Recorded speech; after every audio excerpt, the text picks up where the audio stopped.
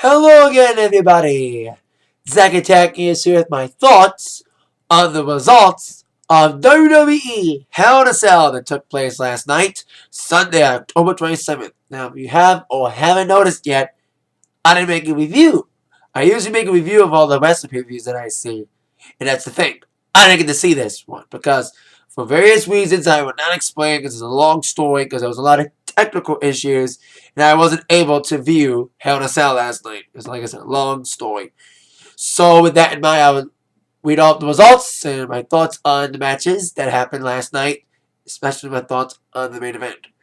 Let's kick off with the pregame match involving Kofi Kingston taking on Damian Sandow. A last-minute pre-show match since Biggie Langston was supposed to face Curtis Axel in the pregame, but Axel got injured. Biggie was in the match in the pregame. No longer. It was in the main pay-per-view since Axel got injured. So we had this last-minute match involving Kofi and Damian Sandow, with Sandow winning. And it's just me, or is this the second pay-per-view pregame Sandow's been on?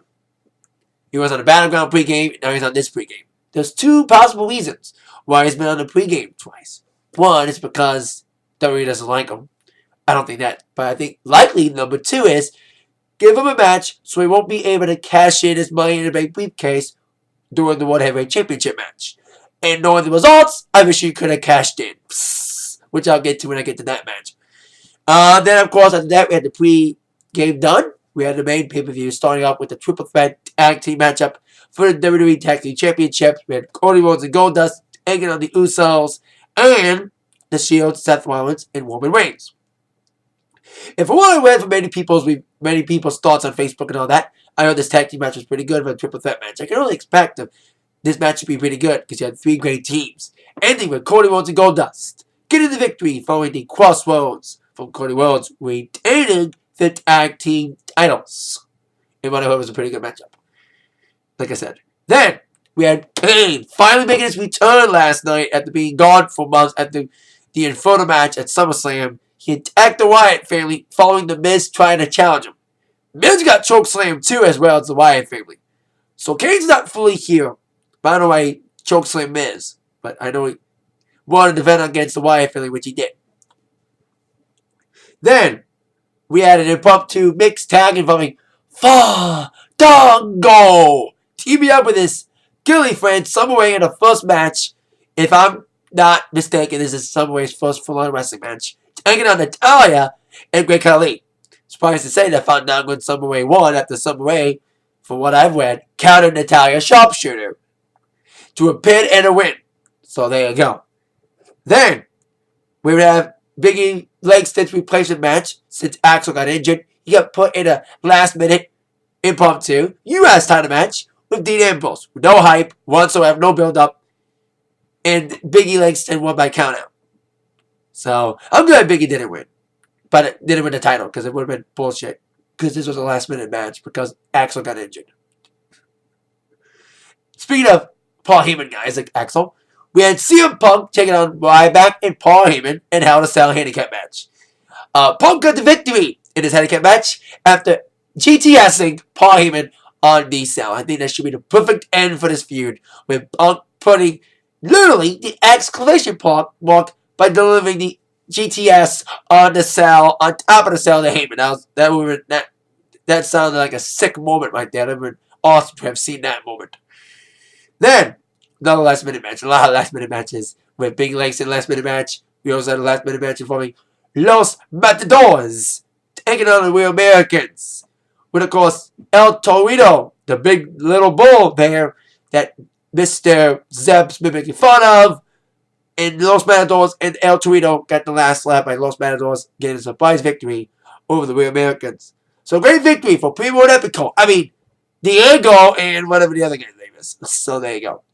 If you don't know by now, it's Diego and Sandango, whatever the names are. It's Primo and Epico repackaged.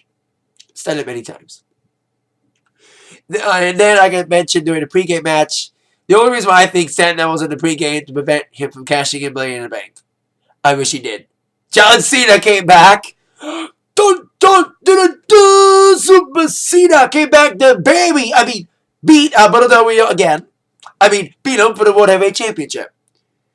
I wish Sandow would have fucking cashed in on Cena. of all things. That would have been awesome. I hope Cena gets cashed in on tonight on the wall.